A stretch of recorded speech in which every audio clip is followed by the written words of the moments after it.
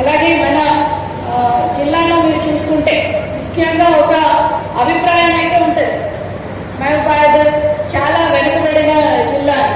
కానీ దానికి ధీటుగా మన జిల్లా ఏ విధంగా అచీవ్మెంట్స్ చేసింది అన్నది నేను ఒకసారి అంటే రాష్ట్ర స్థాయిలో మనము ఎలా పర్ఫామ్ చేస్తున్నాము అన్నది కొన్ని ముఖ్య పథకాల ద్వారా మీకు చెప్పదలుచుకున్నాను.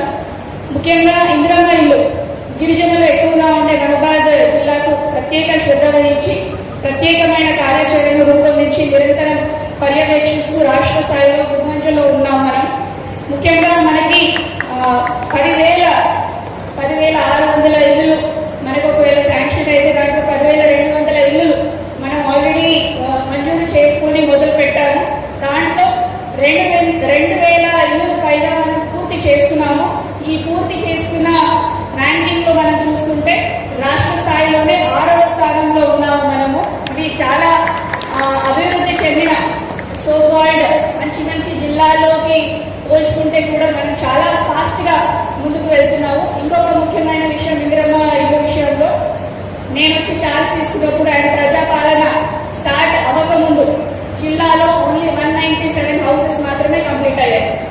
లాస్ట్ అంటే మార్చి 6th నుంచి ఈ రోజు మే 22nd వరకు దానికన్నా 90% ఎక్కువ ప్రోగ్రెస్ ఈ రోజు మనం సాధించాము.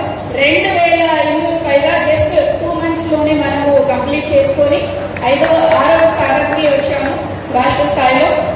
అలాగే మీరు చూసుకుంటే ఎడ్యుకేషన్ విషయంలో చూసుకుంటే రీసెంట్ గా మనకి SSC ఫలితాలు రిలీజ్ అయ్యాయి.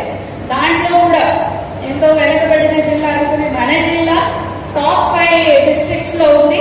SSC లో కూడా అంటే ఒక 8,000 మంది పిల్లలు ఎగ్జామ్ రాస్తే 97 మంది పిల్లలు మాత్రమే పాస్ అవ్వలేదు, మిగిలిన వాళ్ళందరూ పాస్ అయ్యారు. ఇప్పుడు వాళ్ళకు కూడా మనము రెమెడియల్ క్యాంప్స్ అని పెట్టేసి వాళ్ళని కూడా ఎంకరేజ్ చేస్తున్నాము డెఫినెట్లీ.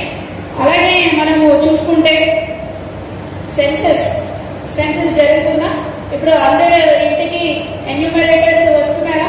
సో సెన్సస్ లో కూడా అంటే మన జిల్లాలో 2,103 హౌస్ లిస్టింగ్ బ్లాక్స్ అని చేసుకున్నాము. దాంట్లో 1,300 నుంచి 1,400 మంది ఎన్యూమరేటర్స్ ఉన్నారు. ఈ ఎన్యూమరేటర్స్ మొదలు పెట్టి కంప్లీట్ చేసుకున్న దాంట్లో కూడా మనం రాష్ట్ర స్థాయిలో 3వ స్థానంలో ఉన్నాం. సో ఇది అంటే నేను ఎందుకు చెప్తున్నాను అంటే ఈ జిల్లాలో ఏది కాదు, ఏది జరగదు అని అటువంటి ఒక నిరుత్సాహ భావన ఎవ్వరికీ ఉండొద్దు. మన జిల్లాలో కూడా అద్భుతాలు చేయవచ్చు అనే కాన్ఫిడెన్స్ నాకుంది, మీకందరికీ కూడా ఉండాలని నేను కోరుకుంటున్నాను.